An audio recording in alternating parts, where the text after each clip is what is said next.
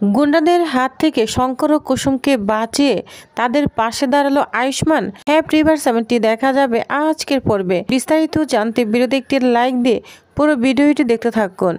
গল্পের শুরুতেই আমরা দেখতে পাবো কুসুমকে দীপালি গয়না পরাচ্ছে, আর তখন রাতুলকে কোথাও খুঁজে পায় না।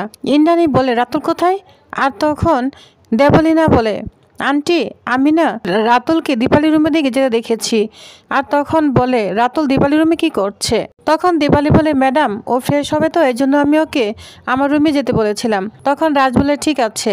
তখন আয়ুষ বলে, মা আমি বরঞ্চ রাতুলকে খুঁজে নিয়ে আসি। তখন ইন্দ্রাণী বলে, একদম ওকে খুঁজতে যাবে না। একবার কুসুমকে পাওয়া যাচ্ছে না, একবার রাতুলকে পাওয়া যাচ্ছে না। খবরদার তোমরা কেউ ওকে খুঁজতে যাবে না। ফোন করো, দেখো কোথায় আছে। তখন আয়ুষ্মান ফোন করতে থাকে। এদিকে ঈশান রাতুলকে ফোন দিতে থাকে, কিন্তু রাতুল প্রথমে ফোনটা কেটে দেয়। ঈশান বলে, মা ফোনটা কেটে দিয়েছে। তখন আয়ুষ বলে, কি বলছিস ঈশান, ফোন কেটে দিচ্ছে মানে? দাঁড়া আমি ট্রাই করছি। তখন আয়ুষ্মান যখন ফোনটা দেয় তখন রাতুল ফোনটা ধরে বলছে, কি ব্যাপার রাতুল, তুমি কোথায়? তুমি কেন এখনো দূরে আছো? তোমাকে সবাই খোঁজ করছে, তাড়াতাড়ি চলে আসছো। তখন বলে, আয়ুষ ছাড়, আমি আসতে পারবো না, গাঙ্গুলি বাড়ি ছেড়ে অনেক দূরে আছি। তখন আয়ুষ বলে, তোমার মাথা ঠিক আছে? আজকে তোমার বিয়ে, আর তুমি গাঙ্গুলি বাড়ি ছেড়ে দূরে গিয়েছো মানেটা কি? তখন বলে, স্যার আমি কুসুমকে বিয়ে করতে পারবো না। যা শুনে তো আয়ুষ পুরোই চমকে যায়, বলছে মা। তখন আয়ুষ্মান তার মাকে বলে, মা এখন বলছো বিয়ে করতে পারবে না? তখন ইন্দ্রাণী সহ সবাই চমকে যায়। তখন ইন্দ্রাণী বলে, আয়ুষ তুমি শোনো, ও আগে কেন বলেনি, এখন কেন এসব কথা বলছে? তখন আয়ুষ্মান বলে, রাতুল তুমি এসব কথা আগে কেন বলনি? আগে তো তুমি বিয়ে করার জন্য রাজি ছিলে, লাস্ট মোমেন্টে এসে তুমি কেন এসব বলছো? তোমার মাথা ঠিক আছে? তখন বলে, না স্যার আমার মাথা আগে ঠিক ছিল না, এখন ঠিক আছে। কারণ কুসুম অশিক্ষিত, আর পেটে কোনো বিদ্যে বুদ্ধি নেই। আমি অনেক লেখাপড়া করেছি, তাছাড়া কুসুম একটা কাজের মেয়ে, ও কোনো ক্লাসেই পড়ে না, ও আমার বউ হওয়ার কোনো যোগ্যতা নেই। রাতুল এসব বলছে আর ভিতর থেকে খুব কষ্ট পাচ্ছে। তখন আয়ুষ বলে, তুমি এভাবে একটা মেয়ের সুখ স্বপ্ন জলাঞ্জলি দিতে পারো না। তখন রাতুল বলে, স্যার দেরি হলেও তো ভালোটা বুঝতে পেরেছি, চলে আসতে পেরেছি। যা শুনে তো আয়ুষ্মান পুরোই অবাক হয়ে যায়। তখন রাতুল আয়ুষ্মানকে বলে, স্যার আপনি সবাইকে জানিয়ে দিন এই সম্পর্কটা আমি ভেঙে দিয়েছি। তখন আয়ুষ্মান বলে, তাহলে তুমি এতদিন কেন চুপ ছিলে? তখন রাতুল বলতে থাকে, এই সম্পর্কটা চাকরির জন্য স্যার, চাকরির বই, কিন্তু এখন বুঝতে পেরেছি একটা চাকরি গেলে আমি আরেকটা চাকরি ঠিক জুটে নিতে পারবো। ছিবির মধ্যে গাঙ্গুলি কোম্পানি দেখলে এমনিতেই মানুষ আমাকে নিয়ে নিবে, সেই জন্য আমি আমার জীবনটাকে এভাবে একটা কাজের মেয়েকে বিয়ে করে বিসর্জন দিতে পারি না। রাখছি ছাড়। এই বলে রাতুল ফোনটা রেখে দেয় এবং অনেক কষ্ট পায় রাতুল। যা শুনে কুসুমের বাবা একদম বসে পড়ে। তখন সিদ্ধার্থ এসে শঙ্করকে বলে, শঙ্করদা তুমি ভেঙে পড়ো না, তুমি কেন এরকম করছো? আর তখন পাড়া প্রতিবেশী এখন বলতে থাকে, শঙ্করদা আসলে না তোমার মেয়ের না ভাগ্যটাই ভালো না, তাই বারবার না এরকম হচ্ছে। আসলে তোমার মেয়ের কপালে না সংসারই নেই, এই জন্য সংসার ভেঙে যায়, বুঝতে পেরেছ? তখন ইন্দ্রাণী বলে, শুনুন এটা আমাদের একান্তই ফ্যামিলির ব্যাপার, শুনুন আপনারা বেশি কথা বলবেন না, এটা আমাদের পারিবারিক ব্যাপার, আপনারা আসুন, বুঝতেই পারছেন বিয়েটা হচ্ছে না। তখন রাজ বলে, প্লিজ আপনারা আসুন, আমাদের মনের অবস্থা ভালো নয়, বুঝতে পারছেন। তো রাজ কন্ট্রোল করে নেয়। এদিকে ঈশান আয়ুষ্মান সবাই বলতে থাকে, রাতুল এই মুহূর্তে এসে কেন এই কাজটা করলো? অন্যদিকে কুসুম দীপালি পিসিকে জড়িয়ে ধরে কান্না করছে, কিন্তু মনে মনে অনেক খুশি হয়ে যায়। এদিকে দেবলীনা এবং মীনাক্ষী বলছে, কি হলো রাতুলের? রাতুল এই মুহূর্তে কেন চলে গেল? এই কথাগুলো তো আগেও বলতে পারতো। দেবলীনা বলে, শুধু শুধু এতগুলি টাকা বিয়ের জন্য খরচা হলো, জলাঞ্জলি হলো সব। তখন মীনাক্ষী বলে, দিদি আমার মনে হয় এই কুসুম রাতুলকে কিছু বলেছে, তা না হলে ছেলেটা তো বিয়ে নিয়ে এক্সাইটেডই ছিল। তা শুনে ইন্দ্রাণী বলে, বাড়ি ছেড়ে চলে গেল রাতুল, তুই এখনো কুসুমকে দোষারোপ করছিস ছোট? এদিকে শঙ্কর কান্নায় ভেঙে পড়ছে, বলছে, আশ বাবা আমার মেয়ের তো আবার বিয়ে ভেঙে গেল, এখন কি হবে? আশ বাবা আমার মেয়ের কি হবে? না না রাতুল এটা কিছুতেই করতে পারে না, রাতুল কেন এরকম করলো? এটা বলে অস্থির হতে থাকে কুসুমের বাবা। আর অন্যদিকে মীনাক্ষী ইন্দ্রাণীকে বলে, দিদি এখন মিলল তো আমার কথা, তোমরা না ওই রাতুল ছেলেটাকে বেশি মাথায় উঠিয়েছ, ছেলেটা অনাথ, অন্য কোনো পরিবার নেই, ও পরিবারে কিছু বোঝে? তখন ইন্দ্রাণী বলে, আয়ুষ তুমি রাতুলকে ফোন দাও, ওকে যেখান থেকে পারো ওকে আমার সামনে হাজির করো। যা শুনে আয়ুষ্মান কি করবে কিছু ভেবে পায় না। তখন আবারও রাতুলকে ফোনে ট্রাই করছে। ঈশান এবং আয়ুষ্মান দুজনেই পরস্পর রাতুলকে ট্রাই করতে থাকে, কিন্তু রাতুলের ফোন সুইচ অফ দেখায়, কিছুতেই রাতুলকে ফোনে পাচ্ছে না।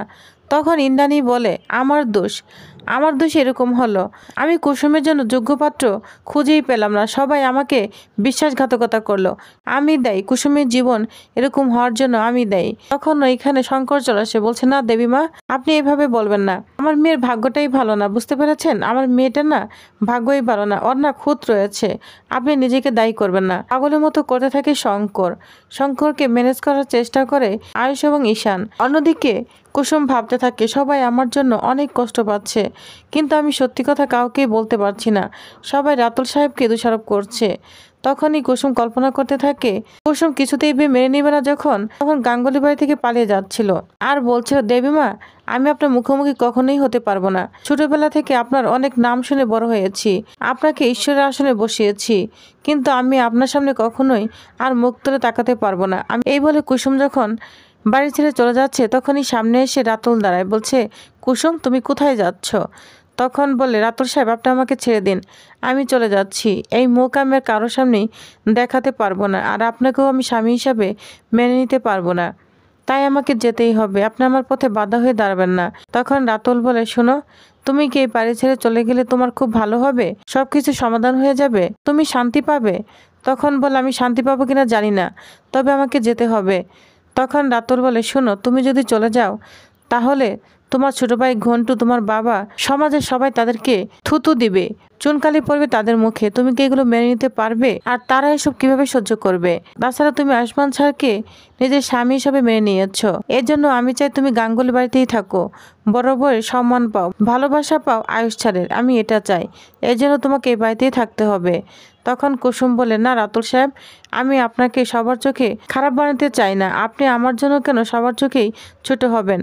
তখন রাতুল বলে, তুমি চিন্তা করো না কুসুম, আমি এতিম, আমার না কারো কাছে জবাবদিহি করতে হবে না। আমি এবার থেকে চলে গেলেই সব সমস্যার সমাধান হয়ে যাবে। আর আমি তোমাকে বলেছি, তোমার কাছে আমি 2 মিনিট চেয়ে নিচ্ছি, আমাকে তুমি কিছু প্রশ্ন উত্তর দিবে। তখন কুসুম বলে, বলুন রাতুল সাহেব। তখন বলে, আচ্ছা, তুমি নিজেও জানো না আয়ুষ্মান স্যারকে ভালোবেসে ফেলেছো। যখন তুমি খুব বিপদে পড়ো তখন তোমার কার কথা মনে হয়? বলছে ছোট সাহেবের। আর যখন তুমি ভালো কিছু রান্না করো তোমার কাকে খাওয়াতে মন চায়? তখন কুসুম বলে, ছোট সাহেবকে। তাহলে তুমি বলো কাকে ভালোবাসো? তখন কুসুম বলে ওঠে, আমি ছোট সাহেবকেই ভালোবাসি। যা বলে চমকে যায় কুসুম, বলছেন, না রাতুল সাহেব, এটা কিছুতেই হতে পারে না। গাঙ্গুলি বাড়ি বড় বউ হওয়ার যোগ্যতা আমার নেই, ছোট সাহেবের বউ হওয়ার যোগ্যতা আমার নেই। তখন কুসুম চলে যাবে, ওই মুহূর্তে রাতুল সামনে এসে দাঁড়ায়, বলছে, দাঁড়াও কুসুম, আমরা তো ভালো বন্ধু হতে পারি, আর তুমি আমার বন্ধু হয়ে আমার একটা কথা তোমাকে রাখতেই হবে, বাড়ি ছেড়ে আমি চলে যাব, তুমি নাও, বুঝতে পেরেছ? এটা বলে কুসুমের ব্যাগটা অন্য জায়গায় সরিয়ে রাতুল ধাই করে চলে যায়। আর তখনই দেখা যায় পিছনে আয়ুষ্মান ডাকতে থাকে কুসুমকে। তখনই কুসুমের কল্পনাটা ভেঙে যায়। তো এইভাবে রাতুল কুসুমের জীবন থেকে চলে যায়। এদিকে শঙ্কর পাগলের মতো করছে, ব্যাগ থেকে একটা শাখাপলা বের করে ফেলে ইন্দ্রাণী দেবীকে দেখায়, বলছে, এটা কুসুমের মায়ের স্মৃতি। কুসুমের মা যখন মারা যায় তখন এটা আমার কাছেই ছিল, ভেবেছিলাম এটা কুসুম পড়বে, কিন্তু ওর ভাগ্যে আর নেই, এটার কি মূল্য আছে? এটা বলে শাখাটা ফেলে দেয়। আর তখনই শাখাটা আয়ুষ্মানের কাছে গিয়ে পড়ে, যা দেখে সবাই অবাক হয়ে যায়। তখন আয়ুষ্মান শাখাপলাটা নিজের হাতে নিয়ে নেয় আর শাখাপলার দিকে অবাক হয়ে তাকিয়ে থাকে। তো ভিউয়ার্স, তাহলে আপনাদের কি মনে হয়, তাহলে কি অবশেষে এই শাখাপলার মূল্য দিবে আয়ুষ্মান? তাহলে কি হতে চলেছে? বউ হিসাবে মেনে নিবে কুসুমকে? তো কি হতে চলেছে নেক্সট আকর্ষণীয় পর্বে জানতে সময় সাথেই থাকুন। ধন্যবাদ।